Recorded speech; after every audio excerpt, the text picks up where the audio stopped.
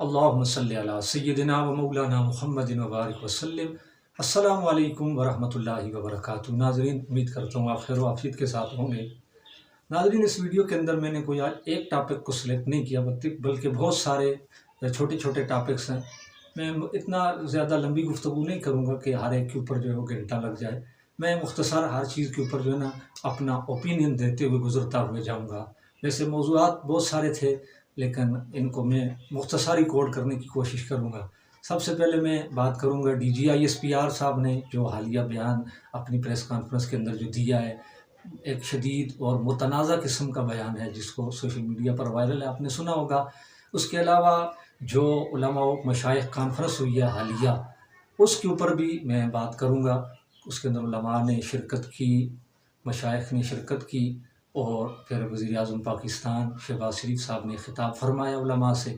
اس کے علاوہ پھر میں تیسرا جو پہلو عرض کروں گا وہ یہ ہے کہ ابھی جو مفتی منیب الرحمان صاحب نے سٹیٹمنٹس دی ہے مدارس کے حوالے سے، اس کے اوپر بھی بات کروں گا۔ پھر ریحان طارق صاحب نے جو لایانی قسم کے سوالات مرزے سے متعلق جو کیے ہیں، اس کے اوپر بھی بات کروں گا۔ پھر اس کے بعد جو مرزا آیا جیل سے باہر اور آ کر اس نے جو بیان آڈیو کی صورت میں دیا، اس کے اوپر بھی گفتگو کروں گا۔ تو یہ ساری چیزیں میں انشاءاللہ ان کے اوپر جو ہے نا ایک منٹ کے اندر ہی گفتگو کروں گا، زیادہ نہیں کروں گا۔ سب سے پہلے میں آ جاتا ہوں DGISPR صاحب نے جو بیان دیا ہے، انتہائی جو نفرت انگیز جو ہے وہ، اور بالکل نفرت کے اوپر مبنی ہے۔ جو انہوں نے لفظ استعمال کیا کہ عمران خان صاحب کے بارے میں کہ یہ کتا ہے، تو یہ شرعی حوالے سے بھی ہماری ذمہ داری بنتی ہے، بلکہ تمام علماء کی ذمہ داری بنتی ہے کہ وہ یہ چیز واضح کریں کہ اشرف المخلوقات انسان، وہ چاہے جتنا گناہ گار بھی ہو، تو ہمیں یہ تلقین کی گئی ہے کہ آپ اس کے گناہ سے تو نفرت کریں، اس کی ذات سے نفرت کرنا یا اس کو کتا تک کہنا اشرف المخلوقات انسان کو، تو یہ بالکل جو ہے نا لایانی قسم کی بات ہے۔ یہ آپ کو سوٹ نہیں کرتی ہے۔ آپ ایک ایسے منظم ادارے کے اندر ہیں جو باوقار ادارہ ہے، تو اس کے وقار کو آپ مجروح کر رہے ہیں۔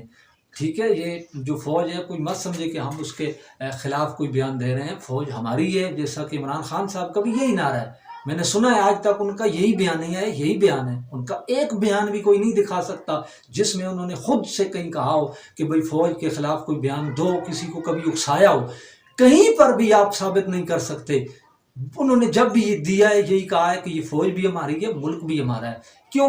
تم جیسے جو لوگ ہوتے ہیں نا، وہ ان عہدوں کو استعمال کر کے تو پھر ٹیشو پیپر کی طرح پھینک کے تو باہر چلے جاتے ہیں۔ الحمدللہ ہمارے جیسے جو لوگ ہوتے ہیں ان کا یہی سب کچھ ہے، ہمارے باپ دادوں کی قبریں یہاں پر ہیں، ہمارا یہ ملک یہی ہے، ہمیں اپنے وطن سے پیار ہے، ہمیں اپنی فوج سے محبت ہے، ہمیں اس ادارے سے پیار ہے۔ لیکن اس ادارے میں جو غلط کام، جو غلط حرکات، جو غلط بولے جائیں گے، وہ آپ جیسے لوگ جو بولیں گے، تو ان کو واضح کرنا یا ان کو عوام کے سامنے رکھنا ہماری ملی، ہماری شرعی ذمہ داری بنتی ہے، اور ہم اس کو بیان کریں گے۔ جو آپ نے یہ بیان دیا یہ غلط ہے۔ اس سے جو ہے نا آپ توبہ کریں اللہ کی بارگاہ میں کہ آپ ایک انسان کو کتے کے ساتھ تشبیہ دے رہے ہیں۔ تو دوسری بات یہ کہ اگر آپ کا یہ مسئلہ ہے کہ بھئی عمران خان، جیسا کہ آپ کہہ رہے ہیں، یہ بھی محض الزام ہی ہے، ورنہ ان کا کوئی ایسا بیان میں نے نہیں سنا۔ اگر آپ کہتے ہیں کہ بھئی وہ اداروں کے خلاف بولتا ہے، تو اداروں کے خلاف بولنا یا فوج کے خلاف بولنا اتنا بڑا جرم ہے کہ جس سے باقی سارے مستثنیٰ ہو گئے، اور اب صرف عمران خان یا چند لوگ رہ گئے کہ سزا پانے کے لیے۔ آج جو مریم نواز کو آپ نے CM پنجاب بنایا ہوا ہے، اس طرح گود میں لے کے اس حکومت کو آپ چلا رہے ہیں، تو اس حکومت کے اکثریتی بیان اس طرح ہیں۔ مثلا مریم نواز کا ہم چلاتے نہیں ہیں اس وجہ سے، کسی مجبوری کی وجہ سے، ضرورت پڑی تو چلا بھی دیں گے۔ مریم نواز صاحبہ کا بیان موجود ہے جس میں وہ کہتی ہیں کہ یہ جو دہشت گردی ہے اس کے پیچھے وردی ہے۔ تو کیا آپ نے اس کے اوپر بھی کوئی ایکشن لیا؟ نہیں لیا۔ تو اس کا مطلب یہ ہے کہ یہ صرف آپ انتقامی کارروائیاں کر رہے ہیں، باقی آپ قانون کے تحت نہیں چل رہے۔ تو پھر اس کے علاوہ خواجہ آصف کا ایک نہیں 20 بیانات ہیں، جن میں سے ایک یہ بھی ہے کہ اس نے کہا کہ جی فوج ہمارا جو ہے نا ہڈیوں سے گوشت بھی اتار کے کھا گئی ہے۔ یہ بیان ہے یا نہیں ہے؟ آج بھی سوشل میڈیا پر موجود ہے۔ تو سوال یہ ہے کہ خواجہ آصف کے کبھی گھر پہ چھاپا پڑا، کبھی اس کی بھی جو ہے نا حد تک عزت ہوئی؟ ابھی جو سہیل آفریدی صاحب آئے ہیں، آپ کہتے ہیں جی ہمیں سیکیورٹی کا بڑا مسئلہ ہوتا ہے، اداروں کو نقصان پہنچتا ہے۔ تو اداروں کو نقصان کون پہنچا رہا ہے؟ سب سے زیادہ اداروں کو نقصان یہ آپ کے جو ہے نا کاروائیاں یہ پہنچا رہی ہیں۔ ابھی جو حالیہ آئے تھے سہیل آفریدی صاحب جو CM KPK ہیں، وہ جب آئے تھے بندوں کے ساتھ ملنے تو وہ کتنے بندے کیوں لے کر آئے تھے؟ ان کو کیوں ضرورت پڑی تھی؟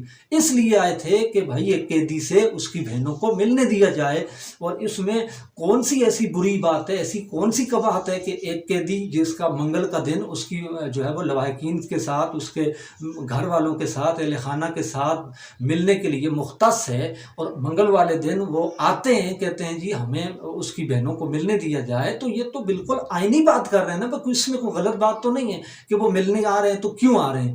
اس کے لیے آپ جناب ان کا راستہ روکتے ہیں، اس کے لیے آپ عدالتی قانون کی دھجیاں اڑاتے ہیں، تو یہ ہمیں نہیں سمجھ آتی۔ دوسری طرف آپ کہتے ہیں ہمارا سیاست سے کوئی تعلق نہیں، تو ایک سیاسی لیڈر کو لے کر آپ جو ہے وہ پچھلی 10 پریس کانفرنسیں اٹھائیں تو ان سب میں یہ بات کرتے ہیں۔ پھر رہ گئی جو حالیہ پریس کانفرنس ہے، اس میں آپ نے نام لے کر بھی عمران خان کو کہنا شروع کر دی، اور اس کے اندر تو آپ نے انتہائی جو ہے نا نفرت انگیز الفاظ جو ہے وہ استعمال کیے ہیں۔ تو آپ کو ہم کو کیا پیغام دینا چاہ رہے ہیں کہ ہم کیسے ادارے میں ہیں؟ تو آپ ادارے کا ہمارا ادارہ ہے، ہمارے ٹیکس پہ چلتا ہے، ہم اپنے ادارے کے اندر جو خرابی ہے اس کو واضح اس لیے کر رہے ہیں کہ یہ نہ ہو، مزید ایسا نہ ہو، اس کے اندر جو ہے وہ اس کی اصلاح کی غرض سے ہم کر رہے ہوتے ہیں، باقی ہمارا کوئی نفرت پھیلانا، شر پھیلانا ہمارا مقصود نہیں ہوتا۔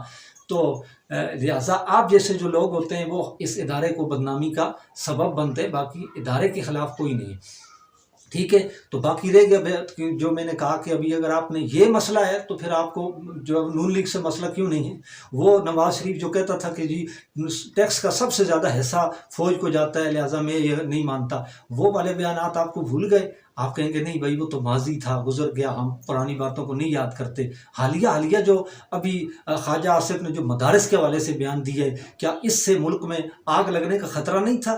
کیا اس سے ملک کو جو ہے نا کوئی مسئلہ بھی نہیں تھا آپ کے نزدیک اتنے بڑے مدارس کے خلاف بولنے پر؟ تو کیا آپ نے خواجہ آصف کے خلاف کوئی ایسا قدم اٹھایا، کوئی کارروائی کی کہ بھائی تم نے جو بیان دیا ہے یہ مذہبی منافرت پر مبنی ہے، اس سے لوگوں کے جذبات مجروح ہیں، لوگ لہٰذا اس سے کچھ بھی کرنے کے لیے تیار ہو سکتے ہیں، تو یہ بیان واپس لو یا اس کے اوپر کارروائی کی ہو؟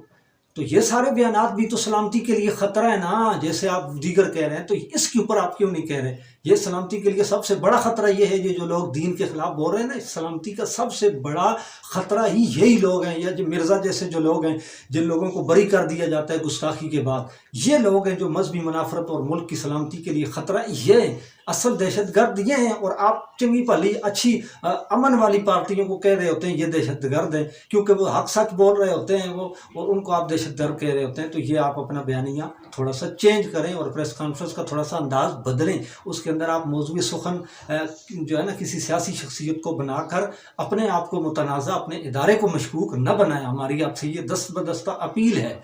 تو اور دوسری بات کرتے ہیں، جو علماء و مشائخ کانفرنس ہوئی ہے، اس کے اندر علماء بھی آئے۔ اب اس کے دو پہلو ہیں، ایک یہ ہے کہ بھئی علماء کا کیا کام تھا، اتنے علماء وہاں پر اکٹھے ہو گئے، کچھ تو علماء تھے اور کچھ علماء بھی تھے، کچھ ماشاءاللہ وہ بھی تھے جن کے بارے میں شہباز شریف صاحب کہہ رہے تھے کہ جی یہ جید علماء ہے۔ تو علماء پہ ہم بات نہیں کریں گے، چونکہ ان کے وہ مقاصد کیا تھے، کس لیے گئے ہیں، اس کے حوالے سے بہت ساری چیزیں ابھی سامنے نہیں آئیں، تو لہٰذا اس پر گفتگو کرنا بنتا نہیں ہے، اس لیے میں اس چیز کو اس سلسلے کو ابھی یہیں پر موقوف کرتا ہوں۔ لیکن اب دوسرے پہلو پہ آ جاتے ہیں، جو شہباز شریف صاحب نے کہا کہ ماشاءاللہ جید علماء، تو ان جید علماء جن کا وہ ذکر کر رہے تھے ان میں وہ طاہر اشرفی بھی تھا کہ جس سے اپنا پیٹ نہیں سنبھالا جاتا، اپنا وجود نہیں سنبھال سکتا، اور وہ دعوے اتنے بڑے بڑے کرتا ہے کہ جی میں نے تو اسلامی نظریاتی کونسل کا سارا سسٹم سنبھالا ہوا ہے، میں نے تو دین سارے کا سارا میرے ہی سر پہ کھڑا ہے، اور اس طرح سے جناب وہ ٹی وی پہ آ کر دین کو ریپرزینٹ کر رہا ہوتا ہے جیسے دین کا سب سے بڑا ملک پاکستان میں نمائندہ وہی ہو۔ کبھی ہم نے اس کی زبان سے حق بولتا ہوا کبھی بھی ہم نے نہیں دیکھا، ہمیشہ ہر حکومت کا وہ دم چھلا ہوتا ہے، تو اس کو بھی جید کہہ دیا۔ اور دوسرا وہ مانسیرا والا بکروال جس نے ابھی ہولی بھی بنائی تھی پچھلے دنوں، تو ضرورت پڑی تو ہم چلا بھی دیں گے۔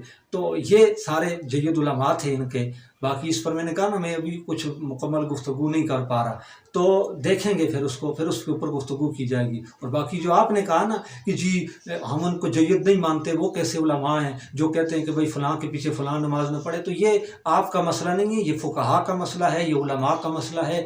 آپ کو جو ہے نا فقہ کا ایک مسئلہ، آپ کو وضو کا ٹھیک طرح سے طریقہ نہیں آتا، اور آپ اتنے بڑے بڑے مسائل کے اندر آپ سے ہم یہی کہہ سکتے ہیں، ابھی فی الحال مزید گفتگو نہیں کر سکتے، اتنا ہی مختصراً ہم کہہ رہے ہیں کہ آپ ایسے معاملات کے اندر انٹرفیئرنس نہ کریں، آپ ان معاملات کو لے کر نہ چلیں. آپ کے جو اپنے کام ہے نا، جو حکومت چلانا ہے، جو عیاشیاں کرنا ہے، جس چیز کے لیے آپ جو ہے نا فارم 47 لے کر آئے تھے، آپ اپنا وہ کام کریں.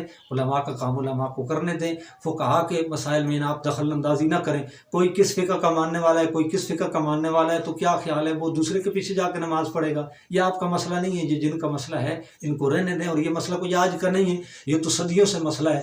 تو اور اس وقت سے لے کر ابھی تک الحمدللہ یہ چل رہا ہے. تو یہ آپ ختم کر سکتے ہیں تو پھر 1 منٹ میں بیٹھیں ختم کر لیں.